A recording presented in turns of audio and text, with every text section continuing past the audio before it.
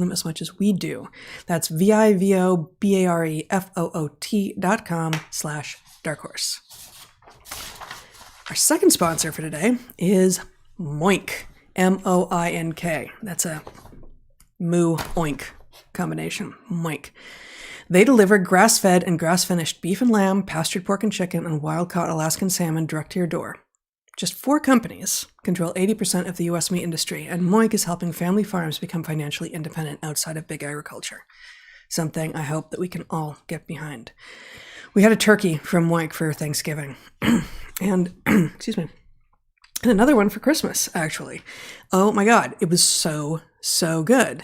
And actually just today, a couple days ago, I made soup, and I just had a bowl of this soup right now that I made from the turkey stock that we made from the turkey. So this food just keeps on giving. This, gotta say, I hope I'm not bragging too much here, but the soup is really, really good. It's the turkey soup. Thank you. It's turkey. Was the turkey.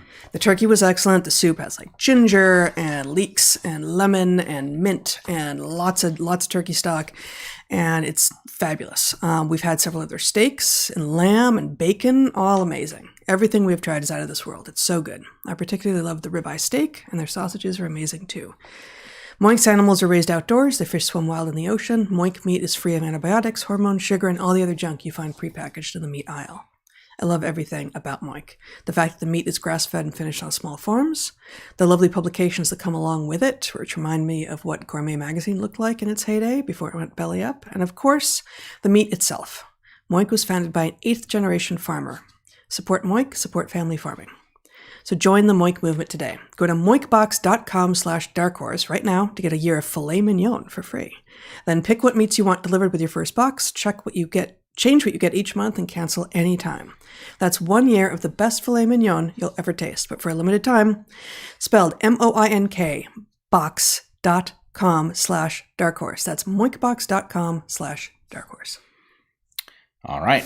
Our third sponsor is MD Hearing Aid, and I beg their forgiveness and would remind them that written English is not my first language, but I will struggle my way through it.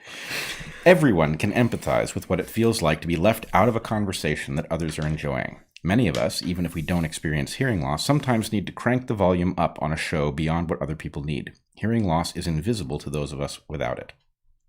MD Hearing Aid is an FDA-registered, rechargeable hearing aid that costs a fraction of what typical hearing aids cost, more than 80% less, in fact. MD Hearing Aid was founded by an ENT surgeon who saw how many of his patients needed hearing aids but couldn't afford them. He made it his mission to develop a quality hearing aid that anyone could afford. These hearing aids aim to fit so well that no one will know you're wearing them. The rechargeable batteries last up to 30 hours. Their Volt Plus, which is a branded model, is water resistant in up to 3 feet of water, and you don't need a prescription for or a doctor's appointment. You buy it directly from the source, where audiologists and licensed hearing specialists are available 7 days a week. MD Hearing Aid has knocked the price down on hearing aids by recognizing that about 95% of people who need hearing aids only require a few settings, so they simplified the need for certain components not needed by most people, and they cut out the middleman.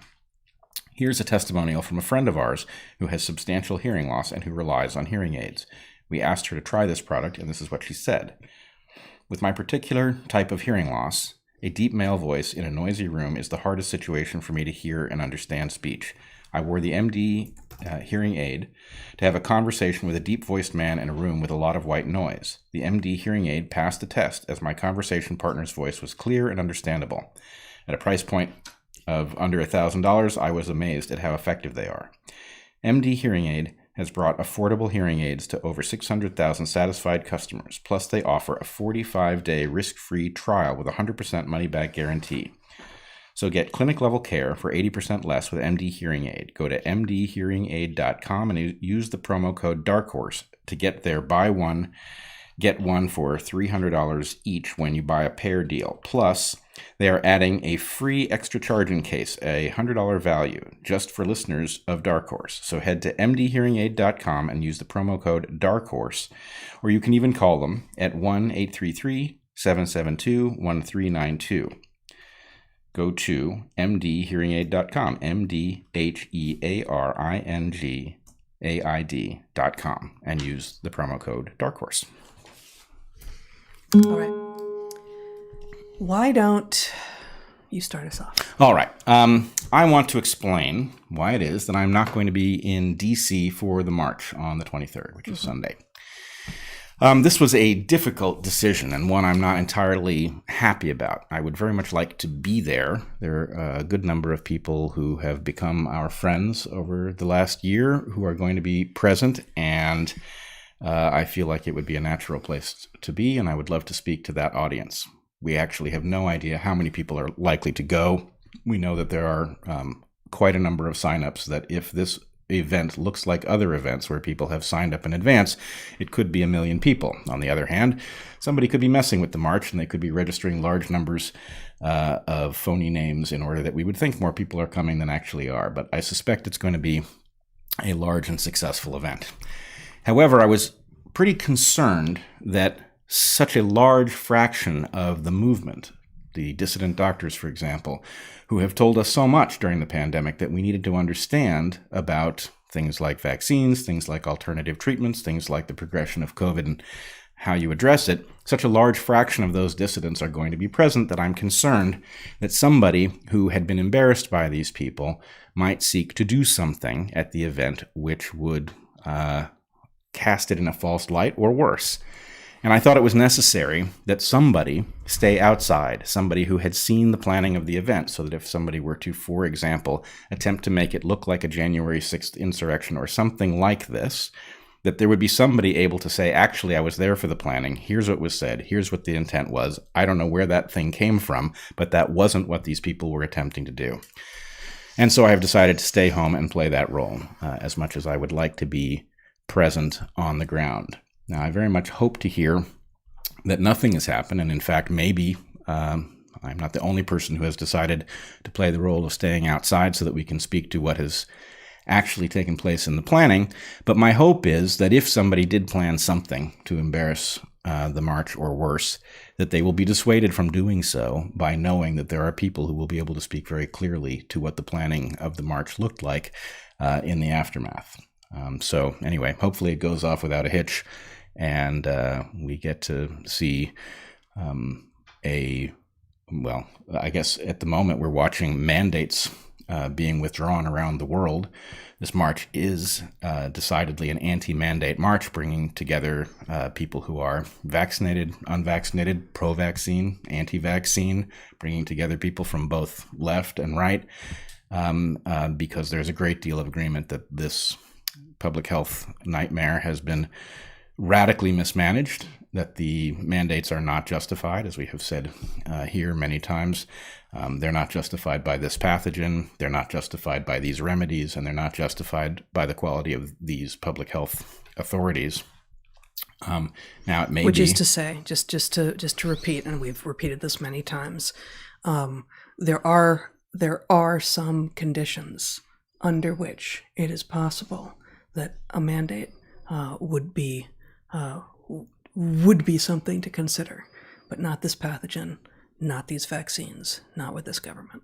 Yeah, and I will add to that it is hard to imagine a government sufficiently free of corruption that it could be trusted with this. But what we're saying is that in principle, one could imagine a scenario in which you had such a government and you faced such a pathogen and you had remedies that justified. And that conclusion, I think, is one of the things that maybe I shouldn't speak for you, but I think both of us, I know myself, have woken up more to in the last couple of years. The recognition that much of the conservative pushback to regulation is precisely about the suspicion that it's actually impossible to find a government instantiation that is trustworthy enough to take it forward.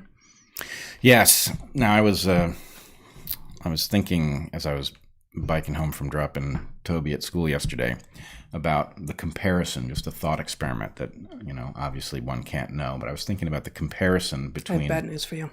That was today. Really? Yeah. Wow. Okay. You should start over, but I'm gonna mess with your timeline, but I'm telling you the truth. That was today. Yeah. Okay. Well, yeah. I remember it like it was yesterday. Wow. Okay, sorry, gotta start over. But anyway, I was thinking about the comparison between the response to the pandemic that we saw, which was almost unbelievably top down, right? Mm-hmm. We had remote bureaucrats interfering with the relationship between your doctor and your pharmacist, right? Your doctor was not allowed to prescribe certain things, even though under normal circumstances, the doctor can prescribe whatever they want, right? So that's an amazing level of top-down coordination that basically, rendered doctors and pharmacists as automatons in some system that had decided on one path. Let me say anecdotally that I had a conversation with a doctor whom I trust this week. No, I trust this doctor all the time, but I had the conversation this week, and I was reporting my experience with COVID a couple of weeks ago, and reported that I had gotten a prescription for HCQ, and this doctor whom I trust said, "How did that prescription go through? I can't get it through. I cannot get the prescription put through." And I think I'm not going to explain it here because I think it's probably not safe to do so. And that further tells you what kind of a landscape we're living in.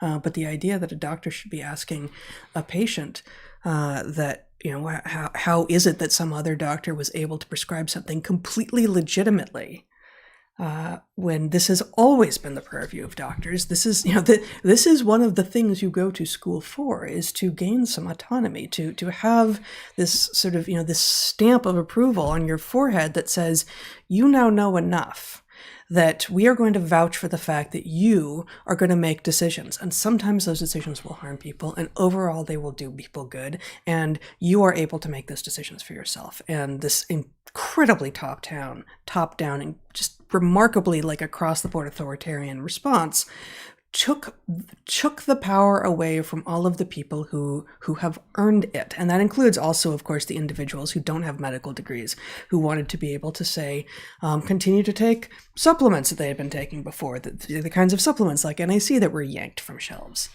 Right. And what I concluded is that I believe if doctors had been left to their own devices, right, if there had been no overarching public health mandates of any kind at any level, and doctors had done what doctors are trained to do, which is to treat patients that have diseases that they can't be certain of the nature of, and to discover what works, right? Doctors try things. They try things based on the fact that this set of symptoms implies that this system is doing that thing, and these, drugs tend to be helpful in those cases. Doctors would do that. They would discover, as we discovered, ventilators seemed like the thing, right? They weren't, right? Doctors figured that out. But the point is, you would expect a crude initial response to get rapidly better on the basis that doctors are intelligent people who can talk to each other, pool information, and get smarter collectively, rather than have some thing in Washington with unknown allegiances dictating a response and handing it down, and then browbeating and penalizing doctors for departing from it, which is what we saw. And I think, to my way of thinking, it is essentially certain that we would have lost fewer people and we would have had a lot less carnage if doctors had been left to do the thing that they are in general left to do, which is access the pharmacopoeia, among other things, and figure out what works. And presumably be free to put out their recommendations, which has been noted for many, many months, many, many times now. It is remarkable that there are almost no sets of recommendations for either prophylaxis or treatment for this disease. That's insane. That is insane. There is a set of stamped with the approval of the government and the pharmaceutical companies vaccines, so-called, and there are a couple of newly generated, again, by the pharmaceutical companies, drugs, and nothing else is officially approved. And there's never been a pathogen in the history of the earth for which nothing else that isn't brand new has worked. And even though It is quite clear at this point that this pathogen was helped in its evolution with humans. That doesn't make it such a new thing that it can only be treated with things that have been created by humans. Yeah. There's no possibility that you wouldn't find useful things to do. Doctors around the world have come up with different protocols. We've got a bunch of them that work. And the point is you also have a public health apparatus swearing that they don't work, swearing that the doctors who have put these out are cranks. And that's just abnormal and frankly transparent, right? There is some other priority here, right, that involves disrupting normal medicine and, basically setting a precedent for basically allowing your government to stand in for your doctor, which is appalling. So anyway, good luck to the dissidents who are speaking at this march this weekend. I really hope it is a smashing success, that a huge number of people show up, that everyone is well behaved, that anything that is planned to embarrass or disrupt the march is called off, and that the worst we face are a lot of really terrible people shouting anti-vax, which is what they're already doing, right? Which is a crazy thing. We're talking about people, many of whom have been vaccinated, right? We're talking about vaccine injured people. Right.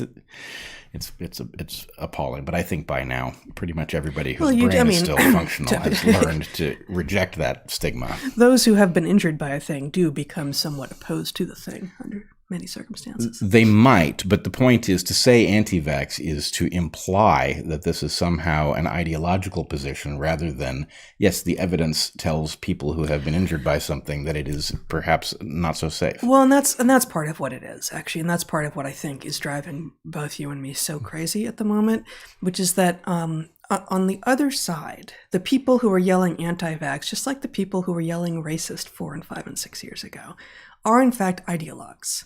And they may have dressed up like scientists and like humanists and like thinkers and like intellectuals, but that doesn't make it so. What they are is ideologues, and they've got a conclusion, and they're going to stick to it no matter what else happens.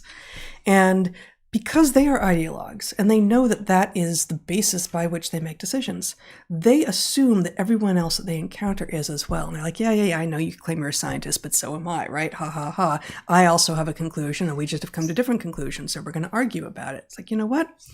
We're not all ideologues. And what is happening right now, the narrative is crumbling, right? And you begin to see some of, frankly, the ideologues backpedaling. And some of the backpedaling is going to convince some of the people.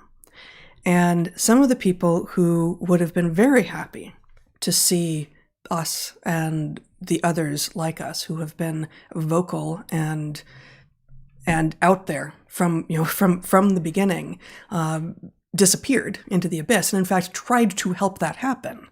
Some of them are going to be the ones who are positioned to win in the New World Order. Well, that's the next thing I want to talk about is the scramble that is about to unfold, which I think, frankly, most of the people who have been paying attention to the better, more predictive, dissident narrative about public health and COVID are having the sense of, okay, well, Omicron swept in and it took the pandemic out of the public health tyrant's hands, right? It effectively handed us something that couldn't be controlled and wasn't killing very many people. And that has brought us to a place that feels like it could be the end of the pandemic.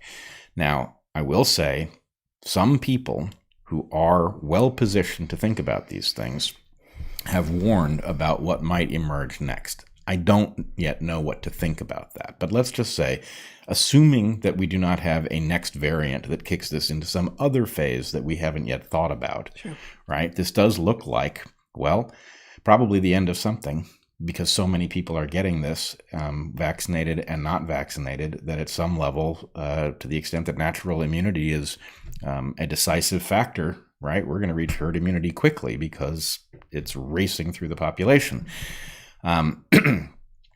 So with that said, the point is, all right, mandates are coming down because people can see that mandates don't really make any sense, right? What are you mandating? You're mandating a vaccine that doesn't prevent people from contracting the disease, doesn't prevent them from transmitting it, doesn't reduce viral load. On what basis are you doing that? And they will say, well, because it reduces hospitalizations. Well, even if that's true for young, healthy people, that is no reason to mandate, right? Are you protecting me from me by locking me in my house and firing me from my job? That doesn't seem like it's very likely to actually be coherent, right? I'm kind of not feeling protected here. Right. Maybe. Right. So the point is the absurdity of the mandates and really what has happened is that Omicron has revealed what we have been saying all along, which is that something else is driving this, right? They swear it's being driven by a desire to protect civilization. And the point is, at the point that makes no sense, they still want to do it. But they still want to do it. And I know you're going somewhere, but I think this is a good place to just show this. I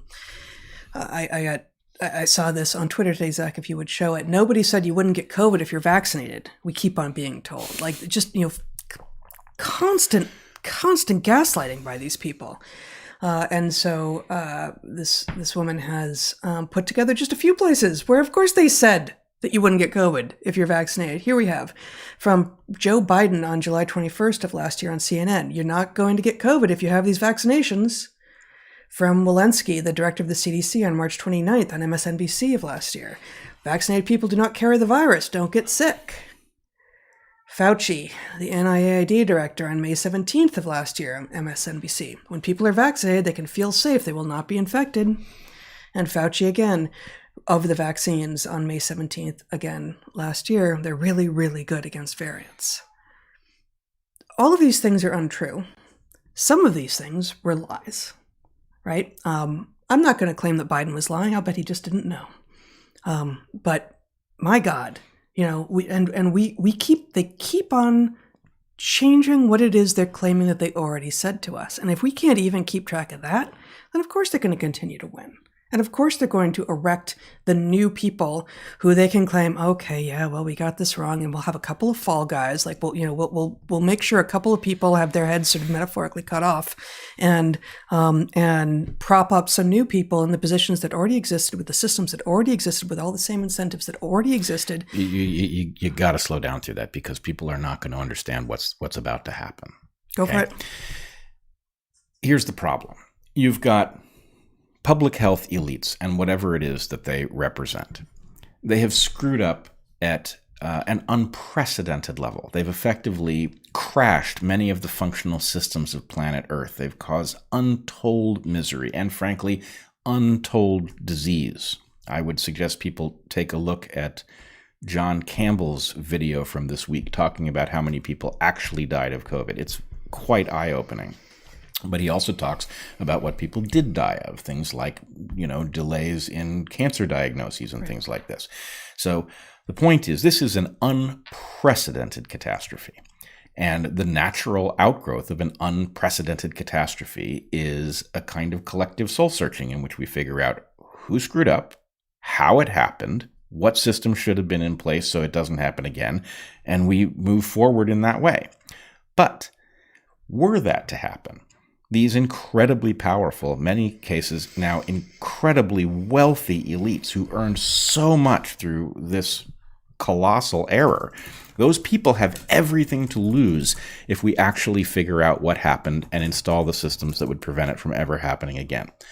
So they're now in search of anything that can save them from facing the people who were right? Mm-hmm. Now, what that means is that there's a race that is going to be kicking off here, and we're already seeing the first signs of it. And the race is for people who weren't right all along, who are now going to challenge the public health authority, right? They're going to point out just how disastrous That's so brave. It's very brave. They're going to say, these public health officials failed us, but, and then they're going to attack those of us who had this stuff right. And the idea is that the elites have an incentive now to embrace this new middle ground that is neither fish nor fowl, right? It is not on board with the public health narrative. It challenges it in very strong terms, but it also challenges the dissidents who will be accused of all sorts of defects. And the point is, the elites have an interest in finding that voice. the struggle to phrase it just so is now on. And so people will be falling all over themselves. Some of them will know what they're doing. They're jockeying for position in the new world order. Some of them will not know what they're doing. They will just detect that suddenly they're seeing articles on a particular theme in all sorts of places, and they will think, I could write that article, and they will write it. And so you'll have this whole new group of people in the middle, and their purpose is to prevent meaningful change, right? No. That is their utility. That's not why they exist. They are taking advantage of an empty niche, and they will be adopted by the mainstream and the elite in order to serve the purpose of the elite. Right. Well, let's just say the purpose of the niche is to protect the elite from a reckoning in light of what they have done to planet Earth. This is reckoning insurance. It's reckoning insurance. But here's the other thing. There's another dimension to this, which is that there are a huge number of people in the audience who aren't going to write that article. They're not going to write any article, but they're in a bad position, right? Because to the extent that for a year you've been browbeating people for being on the wrong side of history, and then it turns out they were on the right side of history. Closer to 2. Well, let's just say there are people who go back 2 years, but we've been hearing these voices. And the point is, if you're somebody who's been on the wrong side of this and you were sure you were on the right side of this, and you've been chastising people publicly, you've been shunning your friends and all, then the point is now you're in a very awkward position that actually mirrors the position of the elites who want to stay in power, right? And so the point is you've got a bunch of people who will hunt for the best phrasing of this narrative so that they can be pulled up into the positions of power that will decide what will be done, and what will be done is symbolic shit and nothing more, right? You've got an audience in search of an excuse, which is to say, yes, the public health authorities did fail us, but those other people weren't right? And, you've got the elites, and their point is, look, anything so long as it doesn't take us out of our positions of power, right? That confluence of those three is going to result in a scramble that you're not going to see coming, and it's going to result in the promise of reform, and there will be no reform. And if you don't know what I'm talking about, I would suggest you go watch the excellent film, The Big Short. Not one of the films I'm going to recommend later, but yes, The Big Short is a third film. It's a beautiful and heartbreaking film, and pay very close attention to the end. Right? This is coming, and we could get in the road. We could prevent this, but we have to be very careful, because the temptation to embrace these people who have been outside of the fray and are now going to rush in, and they're going to shout at the right people, and they're going to shout at the wrong people, and they're going to seem like they're somehow more moderate, and it's nonsense. It's strategic, right? The people that you should be talking to are people who took a risk and said what needed to be said, even when it was almost impossible to do so. And generated predictions based on an actual understanding of the situation by deriving meaning from what we could see from first principles as much as possible. I think, frankly, much of what I'm wrestling with at the moment is God. I mean, as I told you, like there's a sadness that sort of verges into rage, and I've just got this deep disappointment with a lot of people who I thought were honorable and brave and insightful and full of wisdom. And this has gone on long enough, and so many people have been unwilling or incapable, and it is often hard to determine which it is, to actually investigate the evidence in front of them and generate a claim or an opinion that runs in any way counter until yesterday, right? Like until the last couple of weeks, the last month, like just about a year ago is when we saw the lab leak crumble in exactly this way. Like this is just about a year out from the lab leak narrative crumbling this way. And suddenly there were a lot of people going, yeah, but I was saying so. And now that's just like this dull roar. And some Fauci and, Barrick and all and Daszak are still denying it, but it's you can say that now without risking getting kicked off YouTube, for instance. But you can't, we're still demonetized. We're still at risk for talking about all the rest of the things we're talking about. And the people whom I thought of as honorable and brave and insightful and full of wisdom, who have said nothing that counters the mainstream narrative until like yesterday or not even yet, and who are going to somehow contort themselves into positions that make them appear to have been carefully thinking it through all along. When what has been revealed is actually the white-coated scientism thing has confused most people who actually don't understand what science is. Most people who actually have never thought of themselves as scientists or done science or engaged with people really truthfully, honestly with the people who are doing science really have no idea. And so they really feel like they have no ability to assess the claims. And so we have a whole lot of people who have been claiming to assess the claims who actually are doing no such thing. And so now the narrative is crumbling and they're going to jump up on top of that smoldering pile and say, aha, yes, here I am. Like, what even are you standing on? Like, they're still going to be unable to assess the claims that they're either now saying yes or true or no they aren't, because they've revealed throughout this that, again, they're either unwilling or incapable of doing so. Well, we're going to have to do a better job of sorting, because there are going to be various different categories of people. You need a hat. Well, I would say that there are certain heuristics, right? It is now going to become profitable to find that middle ground position. Of course. So you don't know anybody who adopts it now why they're adopting it, right? You do not have evidence that they have, if you get slightly ahead of the narrative now, but it ends up being a huge win, then the point is, okay, well, what is that, right? I think that was you promoting yourself. I don't think that was you actually, figuring it out. So the question is, what is the On the other hand, the scales will fall from people's eyes more and more rapidly. Right.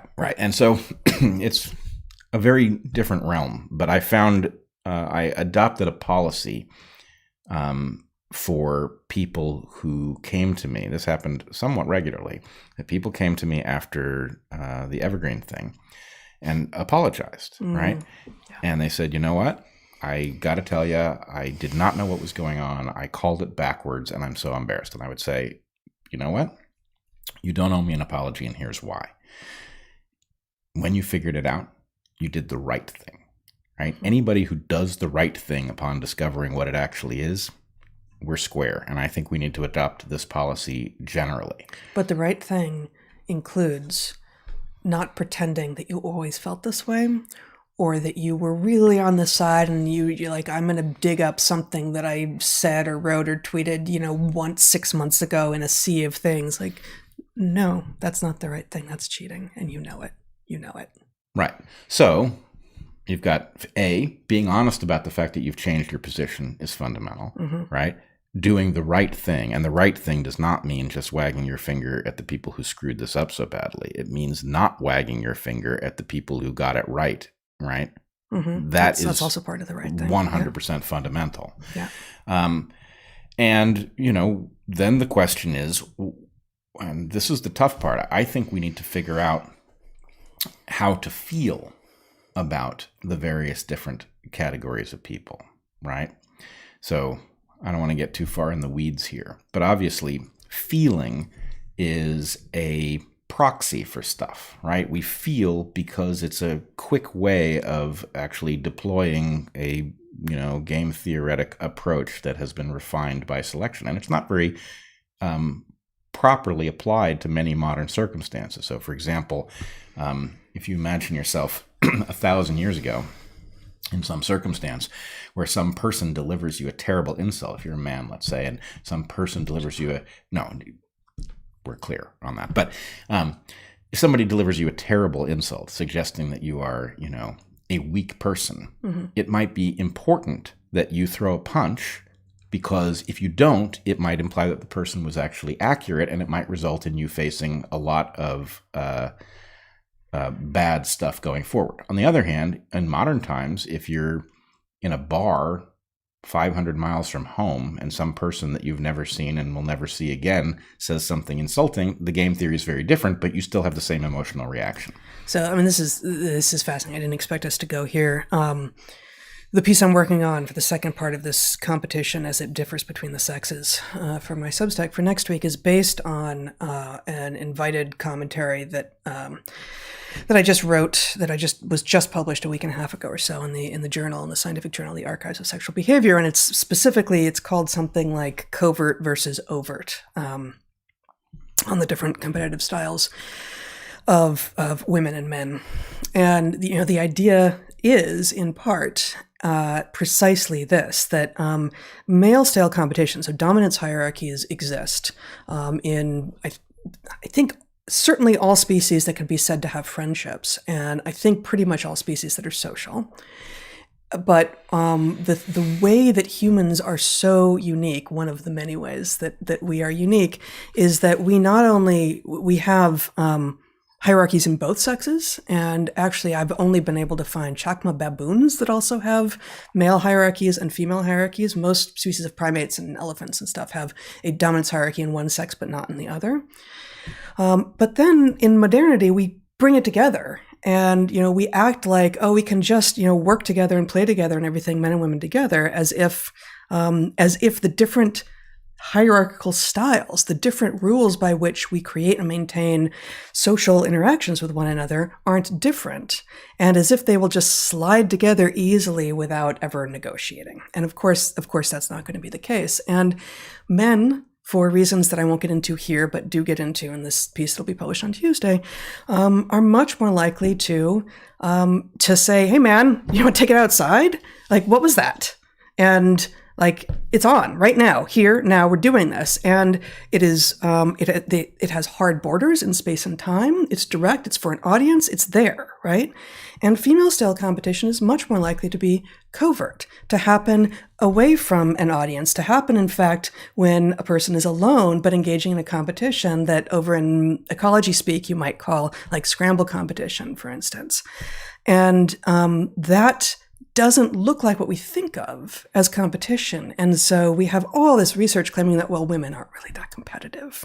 Women say they're not competitive, so they're not competitive. Well, bullshit, right? Like, this is not true at all. It just looks different. And what we see in so much of, especially 21st century version weird modernity, is basically female style dominance hierarchy tactics being adopted by everyone, and everyone pretending that, well, if it's not overt male style dominance interactions, well, then it's not competitive at all, and you're probably imagining it.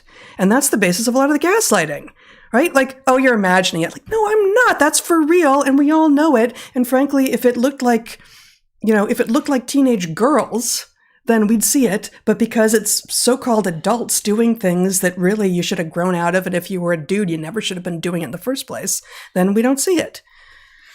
All right.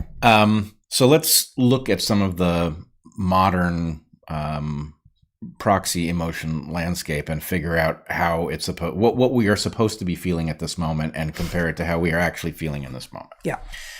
So let's take something like the desire for vengeance. Okay. The desire for vengeance, I'm going to argue, is rather like panic. I'm going to argue that panic is almost never a good idea under modern circumstances. Right? You are almost always better off being level-headed, which doesn't mean that panic is never adaptive. It was adaptive. That's why it exists. But the point is, modern circumstances are much more likely to require you to puzzle through something than they are going to benefit from you flailing about and, right? That flailing is usually not the right response. No, and it can get you drowned. It can do all kinds of things. And so the basic point is, hey, if you could actually turn off panic, there's probably occasional circumstances in which that would be bad, but it's sort of like a seatbelt. You're just kind of better off with it off, Yeah. Yep. And I'm going to argue vengeance is a bit like this. Vengeance, before we had things like governance and hearings, was an essential mechanism. Right. And what it is actually is a version of, and I'm using this term technically, spite. Right. Yes. Spite, as you well know, is defined as accepting a cost in order to deliver a cost. Right. I'm going to accept harm to me in order to deliver harm to you. Why would anyone ever do that? Well, it's necessary, because if you betray me and I don't deliver you a cost, then betraying me becomes cheap. So if I want to be betrayed less, I deliver a cost so that it isn't cheap, and that causes the system to work better. But if you have a long-term win in the aggregate, or else we wouldn't have spite existing at all. Right. So spite, just for those of you who are scratching your head as to what the hell we're talking about. So policing is actually integral. It is a spite mechanism, right? We as a society pay a price to hire police to make sure that if you commit a crime that is bad for society, you pay a cost, right? So police and prisons. Police is population level spite. Yeah. Huh. Okay. I see what you mean there. I think it's going to be taken out of context, and you're going to be accused of it being one of those ACAB guys or something, which of course you're not. No. I'm saying it. Yeah. You know, the point is, it's the cheapest way to accomplish something important. The last thing you want is everybody having to take, you know, vengeance into their own hands in order to ensure that civilization works. Then there's a whole lot more carnage that way, rather than why don't we all agree to offload our vengeance instinct to a force that we can then regulate with rules that say what it is and isn't allowed to do. And, you know, it's just better, right? You know, it's the monopoly on violence is the better, less violent way of dealing with it than having everybody have to, you know, engage in their own violence. Okay, so the point is, there is a sense of like, I have watched these people crash a planet I have become very fond of, right? Yeah. And I have watched utter indifference to the suffering of human beings, a willingness to keep useful medicines away from people who desperately need them, right? Even though that resulted in people's deaths, and that means there are families grieving who didn't need to, right? The keeping useful medicines away is particularly galling, right? The destruction of children. The destruction of children, the indifference, the feigned inability to understand the developmental impact of, you know, shielding the face with a mask that is not especially effective to protect them from a disease that isn't especially dangerous to them. I know you're on a roll here, but can I just show? Sure. Gosh, I had it queued up and now it's gone.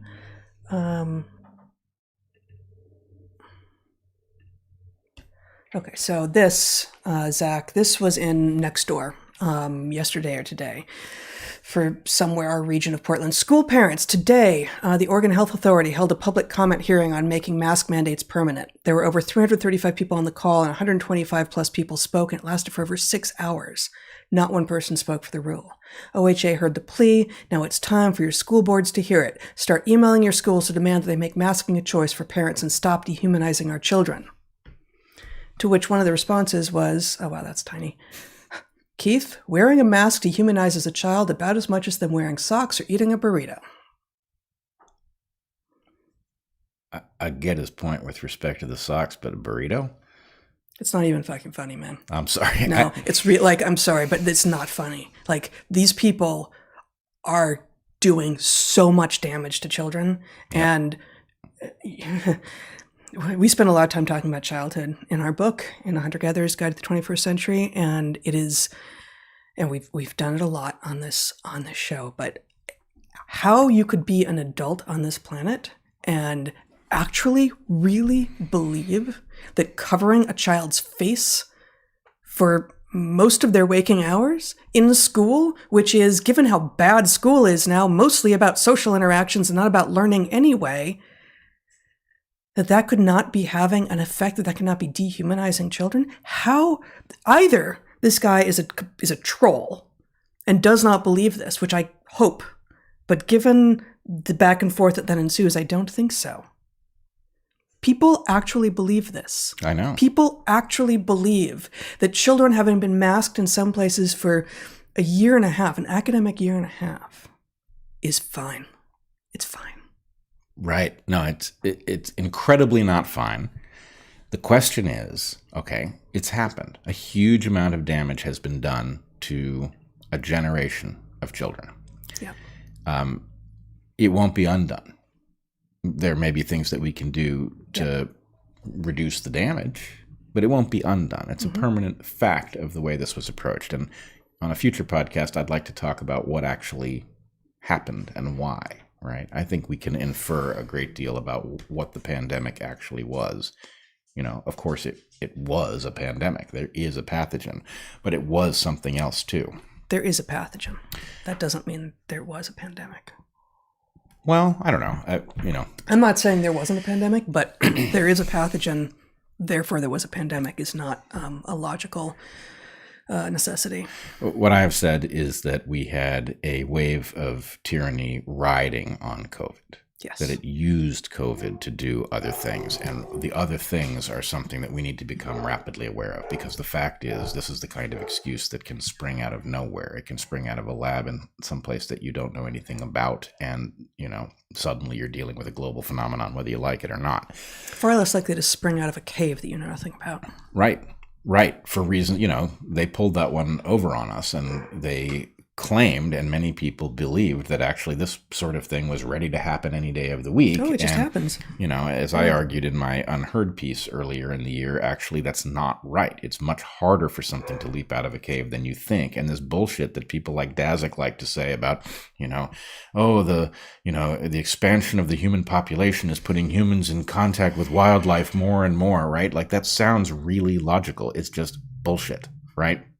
It's bullshit for simple, easy to understand ecological reasons. And no, this wasn't threatening to happen any day of the week. They created the exact, they brought forth the golem, right?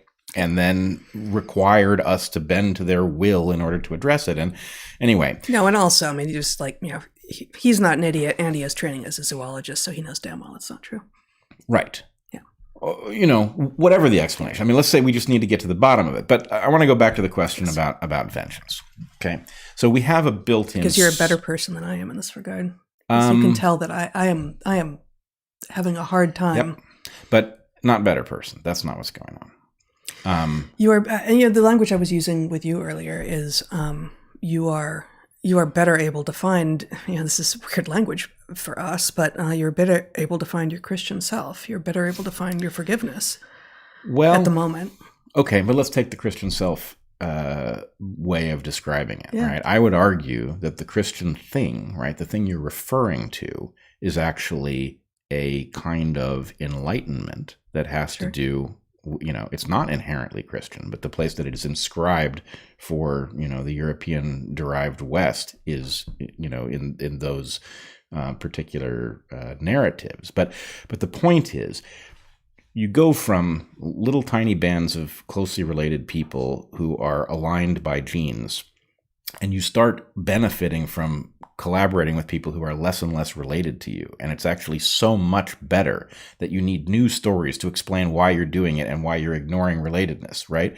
And so you're sort of moving in this direction, okay? Right.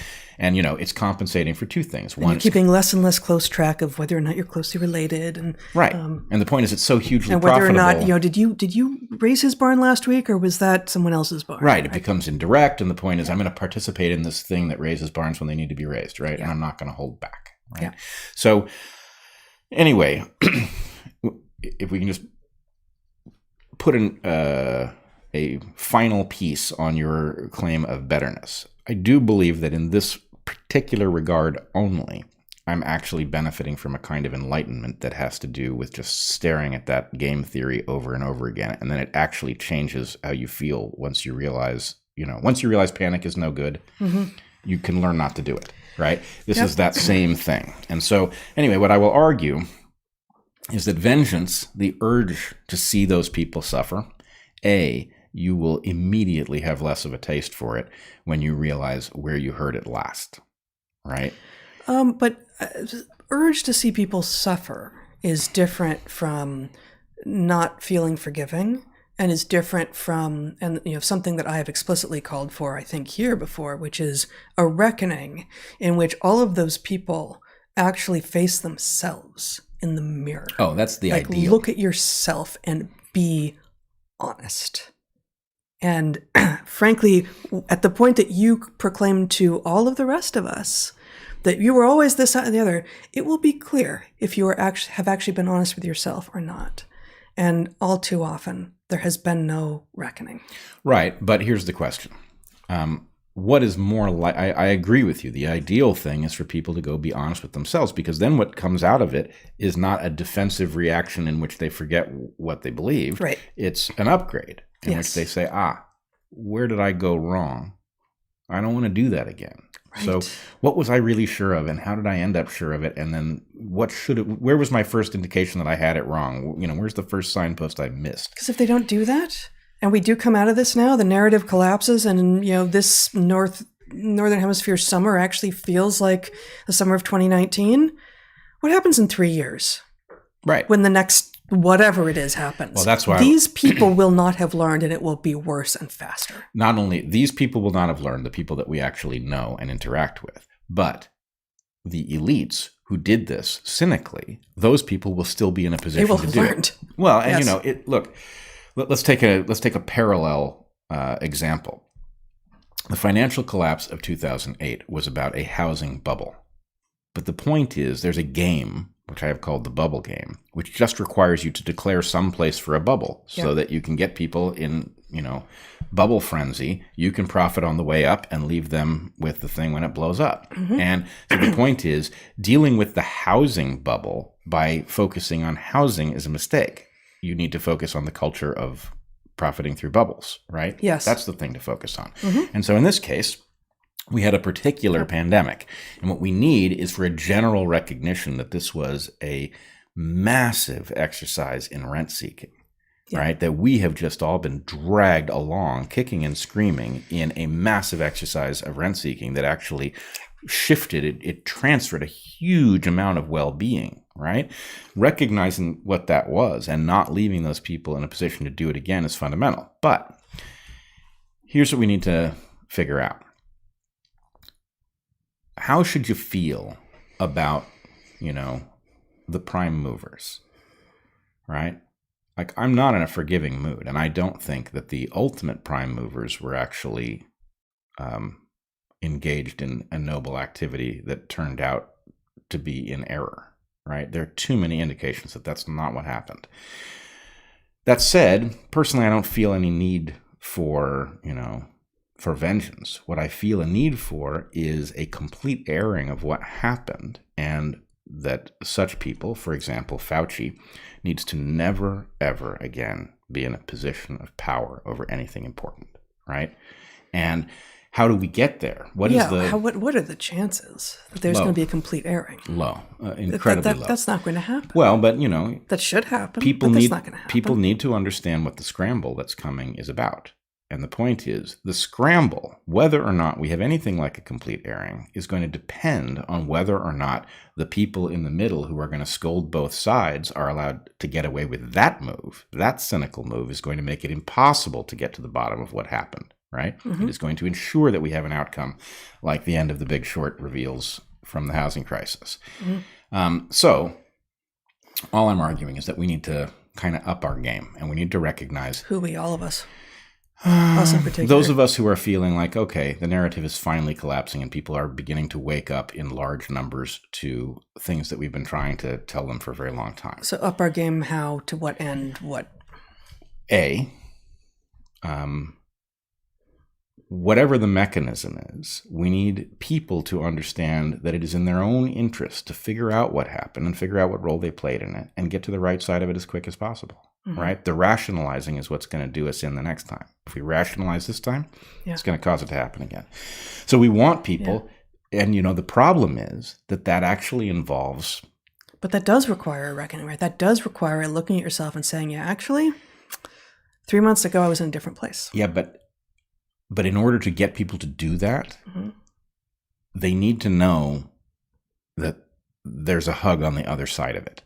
That if you do that frightening exercise, that you can come back, right? Mm. And so that's the point about the desire. There are bad people, right? And the reason that we punish bad people is so that others will not do what they did, right? Or that they won't do it again, right? But ultimately what we need is, truth and reconciliation is a process invented to take this situation and say, look, if we play the game out, right? If we go after you and try to punish you for what you did, then you will resist and you will probably win and we'll never even find out what it was. And we need to know what it was in order to prevent it from happening. So we will trade you something like amnesty for honesty, right? That's a good trade, believe it or not. And we need to figure out what that looks like here, right? In order that we can get to the bottom of this, because the bottom of this is pretty ugly. Right? We need to know what happened. Well, I think you're talking about two different levels, and I think the level at which I am most sort of tormented at the moment is not at the level of the people who are actually driving policy in any way, but the people who were helping facilitate the public messaging through media and social media presence. And those people are capable of being very squidgy about what it is that they're claiming now and then and before and in the future, and the sort of weaseling out of things. And it's the seeing into the very near future, seeing the weaseling, and the and the request for hugs. Well, Or I was like, I'm not fucking hugging you. Well, stop being a weasel. No. You need to stop being a weasel first. Well, right, but the point is, it's like one of these things like quitting smoking, right? People don't quit smoking because it's very hard, right? But they don't make eye contact with the fact that the hardness of it is not an argument against quitting. It's an argument for quitting now because it gets worse, right? So the game theory has to work out such that people face something that they would not otherwise be willing to face in order that they get to the other side. And the point is, look, look, this is also written into religious doctrine, right? There's a reason that confession functions the way it does. And the point is, you don't want to create a situation where somebody is just damned, because that's a very dangerous person. Right. You want to create a situation where somebody has a route back, and that makes them behave better in the future. And this is that. And anyway, I mean, let's put it this way. Most people did not do the worst. There were some terrible, terrible people who did absolutely jaw-droppingly awful things. And then there were a lot of useful idiots who got taken advantage of by... So useful. Right. So much utility out there. They became very useful, and they became very dangerous. But the point is, what crime is that, right? It's a serious crime if you don't learn that you were used as a tool against other people who didn't deserve to have you wielded against them. Yeah. Right? And so the point is, you want the useful idiots to become immune to useful idiocy in the future. Right? And that does involve being ready to recognize that they didn't mean to do it. Right? Yep. Doesn't mean they shouldn't have known better. But yeah, I mean, I guess I'm stuck in part because I'm stuck, but also in part because I see precisely. We're not going to talk about any names, but I'm thinking about a couple of people in particular who I can already see repositioning themselves so as to appear to be doing what you're talking about, but are making their plays in various ways so that they will socially advance from this. And that is already driving me crazy, and it is illegitimate, and calling it out, I could start to call it out by name, but that's not, I don't think that would help. And it is same old, and yet the stakes this time have been so high. So many people have had their lives destroyed. So many children have been permanently damaged. More people died than needed to die. More economies died than needed to die. And there are a lot of people who are going to make social gains because that is the game they were playing the whole time. Yep. Oh, and that is what they care about. And that look, gets me. Anybody who plays this strategically at this point is a problematic person. Yeah. Okay? Right? We've been through hell, and I mean we as a species have been through hell over this, right? And for you to play it strategically at this point, especially if you're going to go after people who were more right than you were, it's unacceptable. I'm not defending that at all, right? The scramble is not what I'm talking about. I'm talking about the vast sea of people who have no position in the scramble, right? They're just trying to figure out what to think about where they were and what they've just learned. Yeah. So there's at least 3 different categories that we're talking about here. And, the people who have no particular ability to make social strides from coming to grips with where they've been and what this means about the future, by all means. Yeah. Yes, forgiveness and let us join hands and move into the future together and never do this again. Yeah. So I will just say there's a particular person who I'm not going to mention here, somebody well known who did approach me years after the Evergreen meltdown and did say, hey, look, I do owe you an apology, and he explained what he had thought. And this is somebody that I am now extra fond of, even though I would say he did well, but not brilliantly in the public health crisis here, right? He made some bad calls. But the point is, I know what he was honest. I know what he will do upon discovery that he fucked up, right? And the point is, that is such a useful and important piece of information, because it's not a window into, what takes place. It's a window into values. And what we're really trying to deal with here is the fact that people's values were utilized to turn them into useful idiots, etc. And that what you need to know is that, look, if somebody knows, if the facts of a situation are clear enough, that somebody will do the right thing, rather than figuring out which way the wind blows and then figuring out what to do about the facts, which is, there's far too much of that. Yeah, that's right. A couple things that are sort of what we're talking about. I just like the follow-up to this tweet so much that I want to share this. If I don't show it yet, Zach. It looks like I don't. Oh, here we go. Can you turn off F-looks? Oh, it's evening. Boy, where did I put F-lux? There it is. Nope. No, it's over on the left. There we go. Yeah.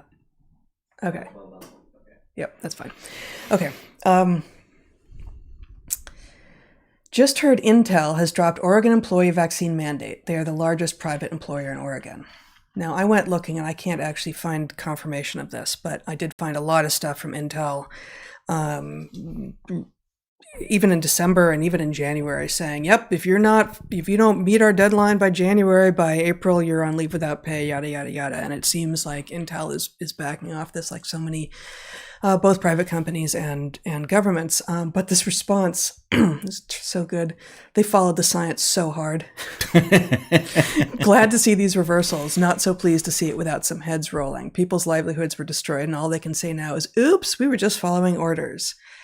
So, that is consistent with how I've sort of been feeling, but they followed the science so hard.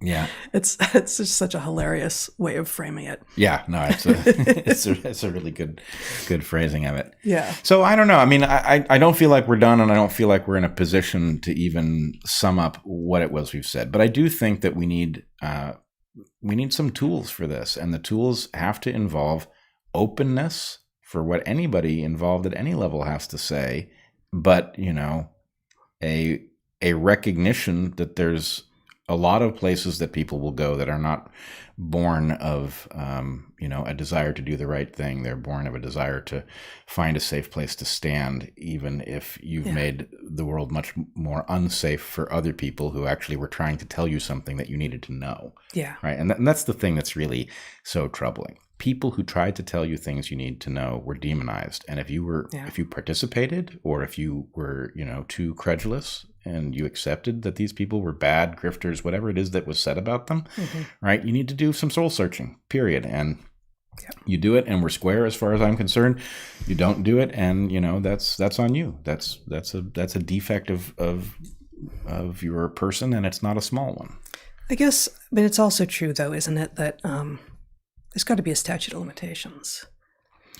Well, there's a de facto statute of limitations, but the problem is, when Evergreen happened, we said one of the most important lessons was that you don't really know about the qualities of the people you're interacting with until you have a crisis that reveals what they will actually do, right?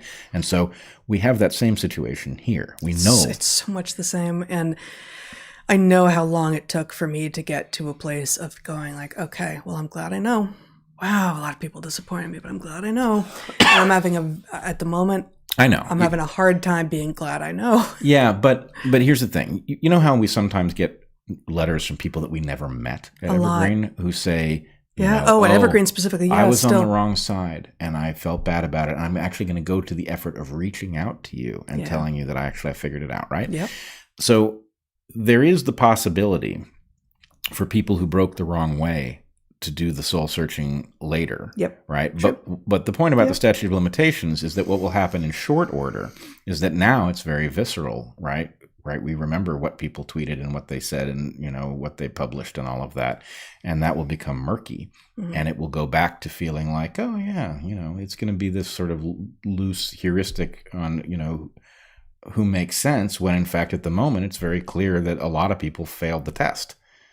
So weren't actually engaged in the activity of trying to derive meaning from first principles in the first place, even though they appeared to be those people, because they fell anti-woke, for instance, because they fell anti Black Lives Matter. Of course, Black Lives actually matter, but not that movement, not here, not now, right? They fell the right way because they saw something in that really didn't feel right.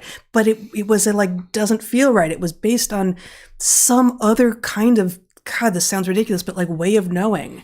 And it wasn't based in analysis, and it wasn't based in scientific thinking, and it wasn't based in numeracy. And I guess part of what this is revealing over and over and over again is how functionally innumerate and scientifically illiterate, and not just anti-analytical, but just functionally analytical so many people are, that they just couldn't even manage to do it. They couldn't even get close to it. Because some dude who's practically just holding glassware wearing a lab coat goes, trust the science, follow the science.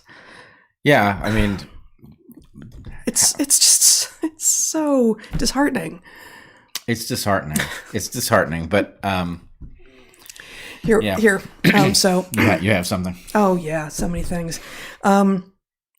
Laurie Garrett, author of The Coming Plague, right, from a long time ago, who has not done a brilliant job throughout this. Quote tweets, "The new silent majority, the fully vaxxed," of an Atlantic article, which, let's see, I didn't pull it up for this is an Atlantic article published a few days ago, "The silent vaccinated impatient majority. As patience with the pandemic wanes, leaders in widely vaccinated democracies are deploying a new political strategy." And it proceeds to explain how those who are vaccinated are just fed up with those of us who aren't, and it's our fault. Well, they're continuing the pandemic of the unvaccinated, even now. I mean, this is, what is it, the 21st, the 22nd? I don't even know. It's 4 or 5 days ago. Even now. Yeah. Even now. Well, but when the efficacy of these things is so clearly through the floor. Right. And you're going to get on your high horse about being impatient with those of us who resisted your crap treatment? Well, it's dog whistle is an overused term, but it's a dog whistle for people who were gullible enough to fall for that line in the first place. And the point is, I at least have some sympathy for people who didn't know what to do, didn't know who to listen to, and, said, well, these people who have all of the things that are supposed to indicate that they are scientifically credible are telling me that they've looked at the evidence, they've looked at the safety, they've looked at the efficacy, and that I should get this thing, right? Yeah, but are you sympathetic to people who are still now, this week, saying, well, I did everything right, and I'm just really fed up with the people who didn't because it's their fault? Look, I'm sympathetic with anybody who didn't have the tools to make sense of it. That's I am different. not sympathetic with people who did have the tools and decided not to use them. Well, but I guess, and this again, it's really hard to discriminate between can't and won't. But part of what I am wrestling with at the moment is the reveal that so many people among the so-called intelligentsia, the chattering classes of the coasts, either cannot or will not engage in what, for us, as people who think scientifically every day of our lives, is second nature. Doing analysis and just basic hypothesis generation and an attempt to look into the actual data insofar as it's been available. There's been almost none of that. Is it a can't or a won't? I don't know. Well, but I mean, this went down through the careful use of incentives. Yeah. Right? And the whole point, the whole reason that the experience was from our side what it was, had to do with the fact that what was really being said to people is, look at them, there but for the grace of God go you.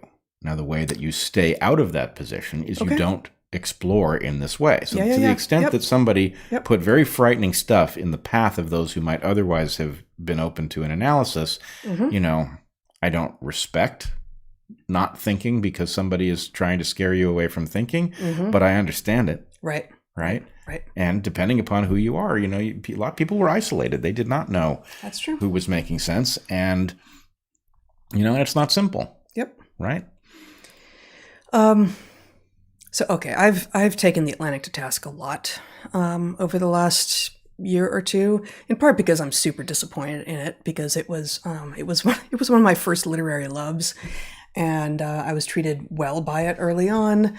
And this, Zachary, if you would show this is the article I just showed, The Silent, Vaccinated, Impatient Majority. Well, I'm old enough to remember when the Atlantic was publishing articles like this. 2010. Did Pfizer bribe its way out of criminal charges in Nigeria? WikiLeaks cables shed new light into one of Big Pharma's darkest hours. And I'm just going to read... What was the date on that? 2010. Just read the first paragraph here. On day 12 of WikiLeaks' release of U.S. State Department cables, the daily drip, drip, drip of diplomatic secrets implicated the pharmaceutical industry.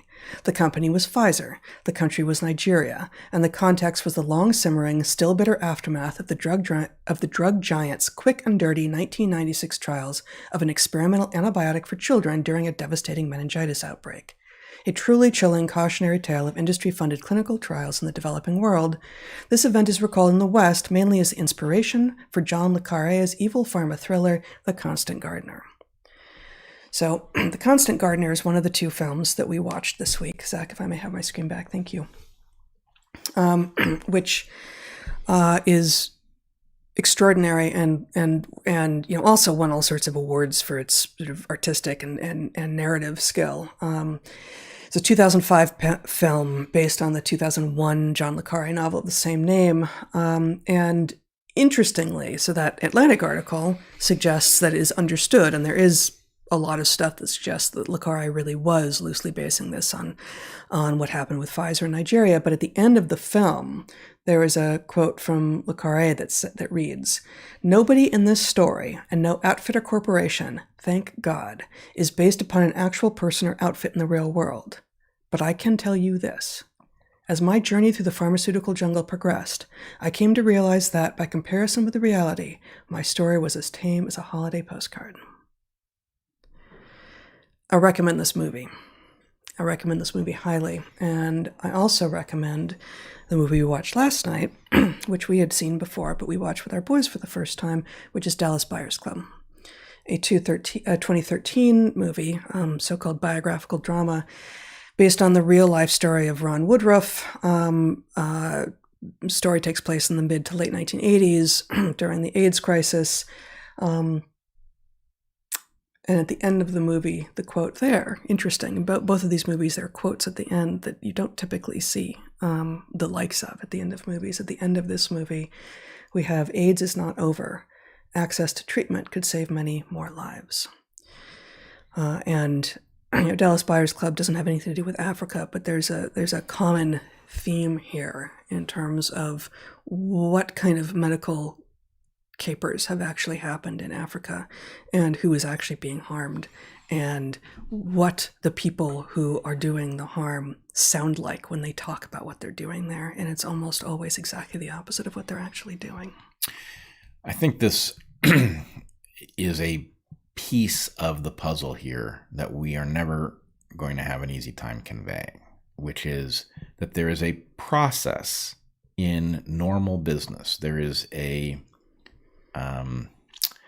positive feedback, right? Where I've used the example of, you know, if you're going to design the interior of a car, you're going to make decisions that are going to result in certain people dying, right? Because if you were to design a car in which you made every decision such that, you know, it had no downsides, the car would be impossibly expensive and impossibly gas guzzling. And so, you know, there are trade-offs.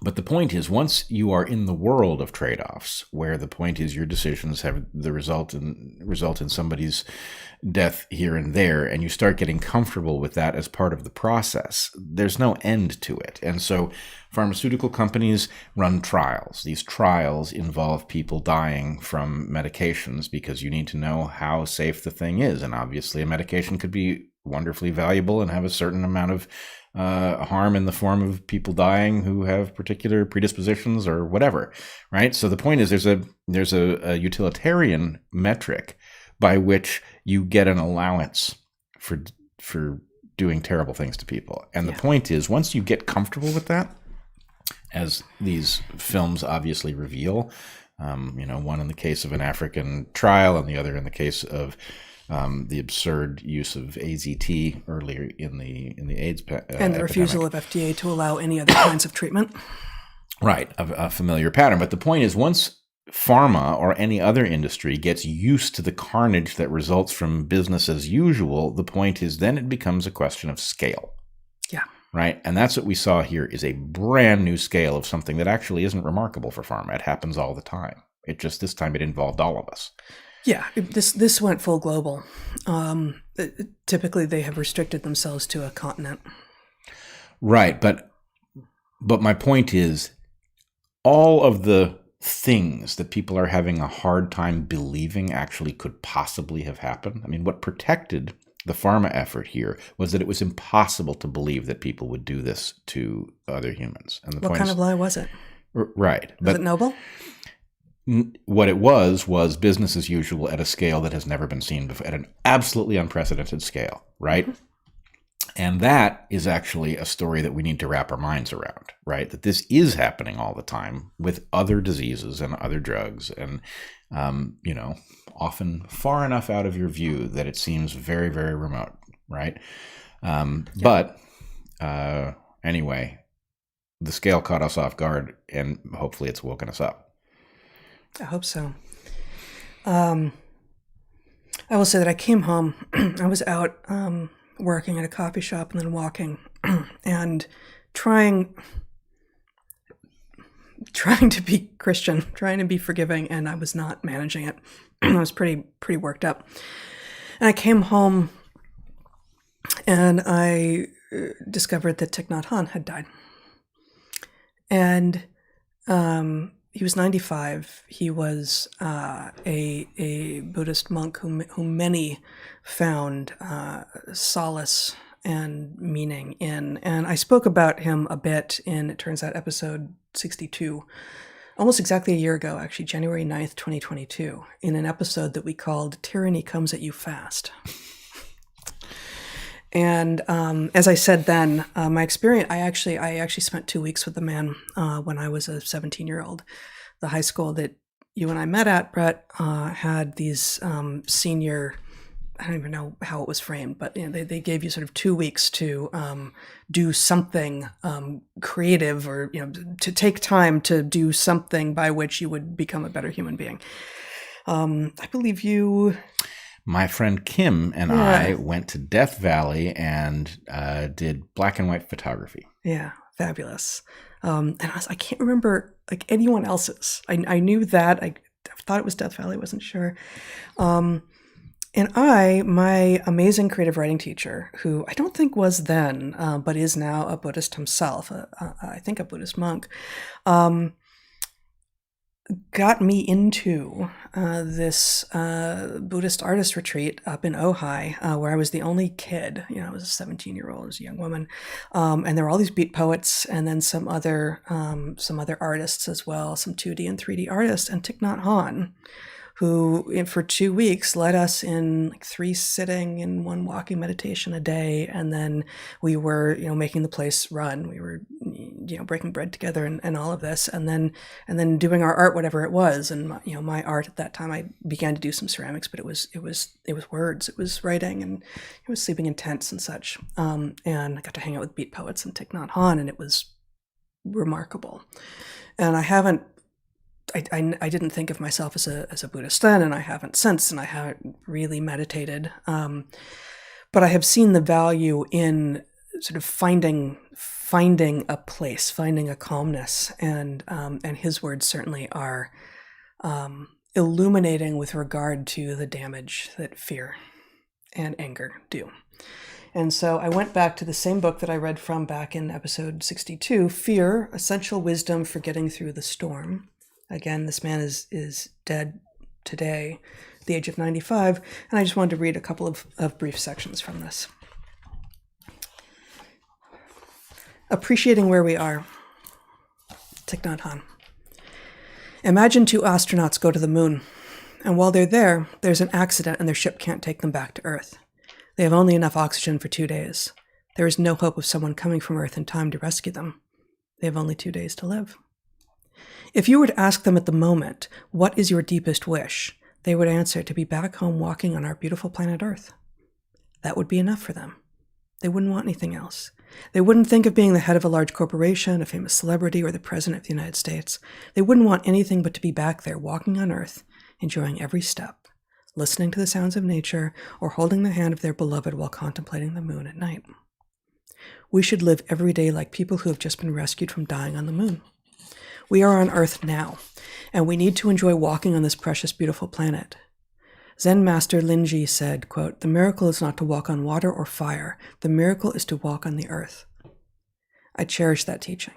I enjoy just walking, even in busy places like airports and railway stations. Walking like that, with each step caressing our Mother Earth, we can inspire other people to do the same. We can enjoy every minute of our lives. And one more brief. That's beautifully described, in fact. Yeah. And I would argue, actually, you can get a different version of that by looking at mundane creatures, absolutely every one of which is a miracle. Oh, yeah. Right? You just don't realize how amazing a housefly is, right? But even a housefly, if you stop to take the time to look at it, there's a lifetime's worth of fascination in it. Yeah. I'd rather it not land in my drink, but okay. Oh, yeah.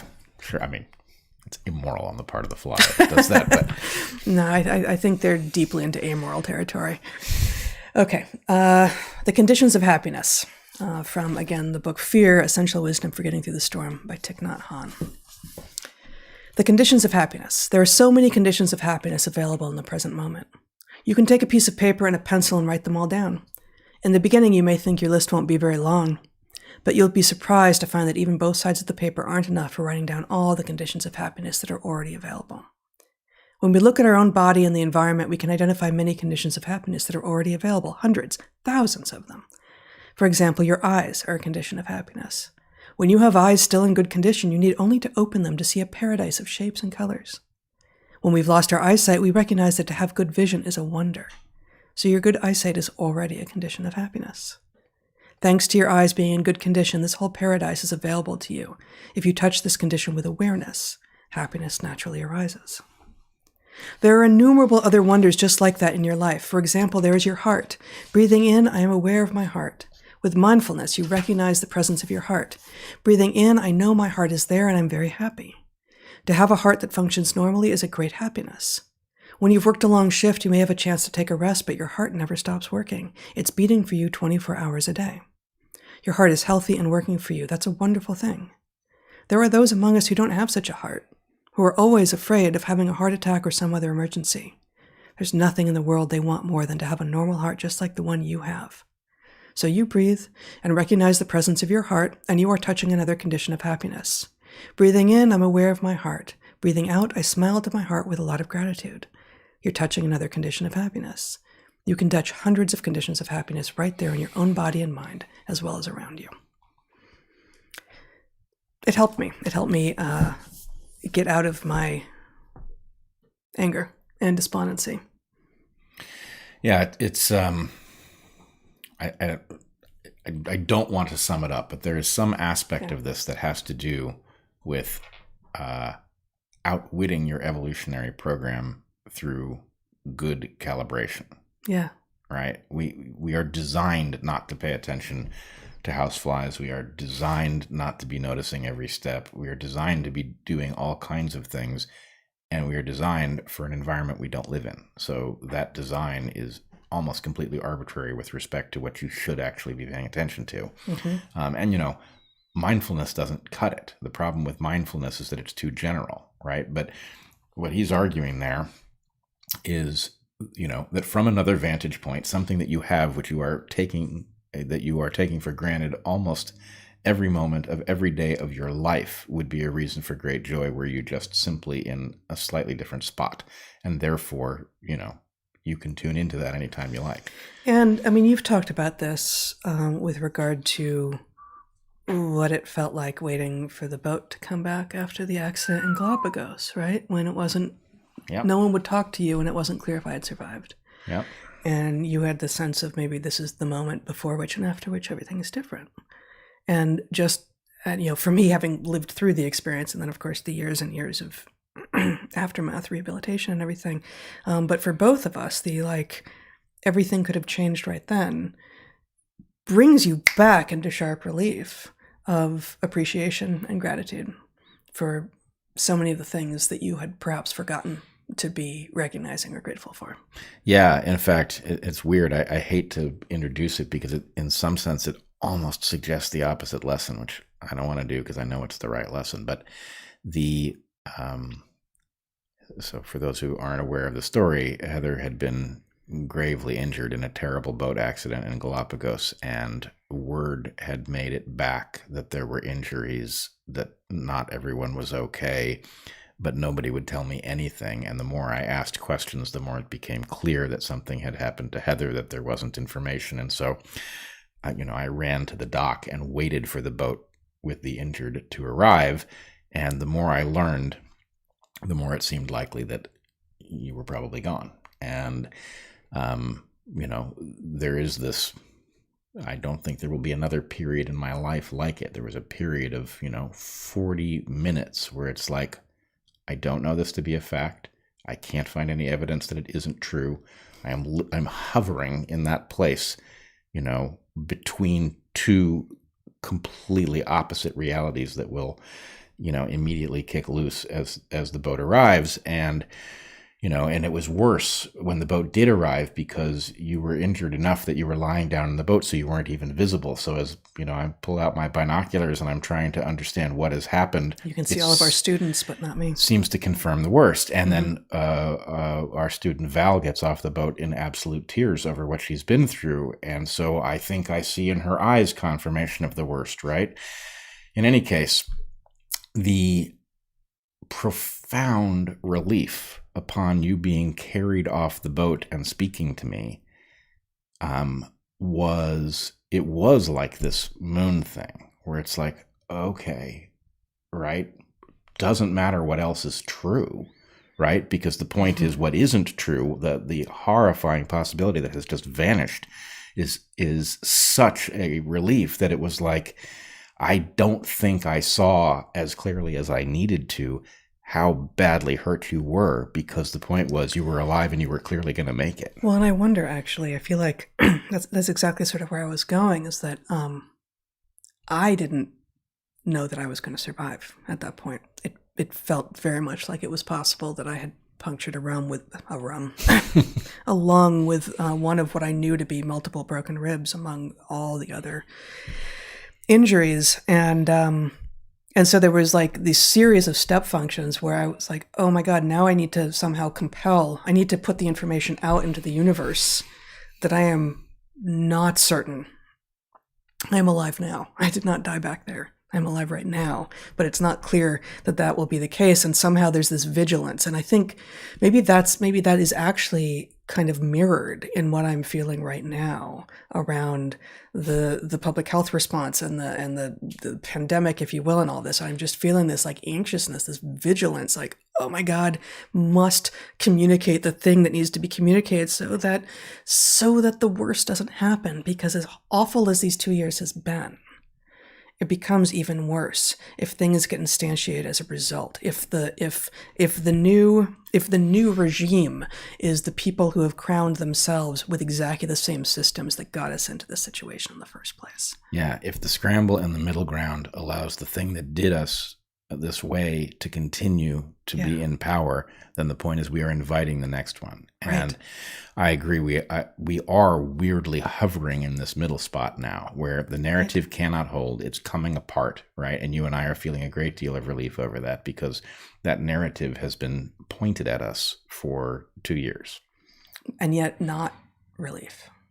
I think Right. I actually do feel, I hadn't occurred to me, but I actually do feel that same sort of visceral anxiety without the excruciating physical pain associated with the, really just the hours between landing on that dock and being assured by the good doctor, Estefania, that no, I was going to survive. But there was time in there. It's like, I don't know, and no one else is aware. Like, help, like no one else can hear the truth of what I know is going on. And that was entirely about my body. But this feels like the body politic. Like, watch this. Everyone must have eyes on this and not let it happen again. Well, it's interesting. I didn't see this connection coming at all, but I absolutely think this is where we are. And I have had multiple conversations with people who have taken, some prominent people who have taken a tremendous amount of shit over revealing again and again and being, courageous in the face of what came back at them. People are feeling relief. And I hate to be the one who says, actually, I was kidding at the beginning of the podcast, but I do think this is the halfway point, because the point is it wasn't about the pathogen to begin with. Yeah. The pathogen was real. Something rode that pathogen, and that something's fate now hangs in the balance, and it is now going to react like a threatened, ferocious creature, and people need to understand that that's coming. Otherwise, it will stay in power. Yeah, I think that's right. Wow. Okay. We are going to sign off and take a 15-minute break or so. For those who aren't sticking around for the Q&A or who are listening on audio-only podcasts where the Q&A doesn't show up, we'll be back in a week. Next week, I forgot to say it again at the start of the hour, next week we'll be coming to you early on Friday Pacific time. Something like 8:30 or 9. Is that what we agreed on, Zach? Yeah.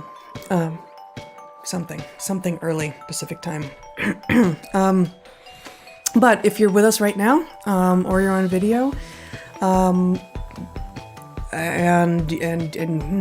boy, I lost it. Ask questions at www.darkhorsesubmissions.com. And that's for questions you want us to answer. If you have logistical questions like, hey, I heard they have a P.O. box. We've been getting some just lovely communications and packages as well from people. Our Dark Horse moderator at gmail.com can point you to that address. Right now, the question asking period is open on my Patreon for our private monthly Q&A. As always, consider reading this. We're proud of it, and we think it does a lot of the heavy lifting of the kinds of thinking that we're talking about here. Hunter-Gatherer's Guide to the 21st Century, Evolution and the Challenges of Modern Life.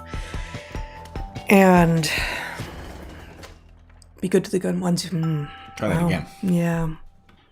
Be good to the ones you love. Eat good food and get outside. See you soon. Be well, everyone.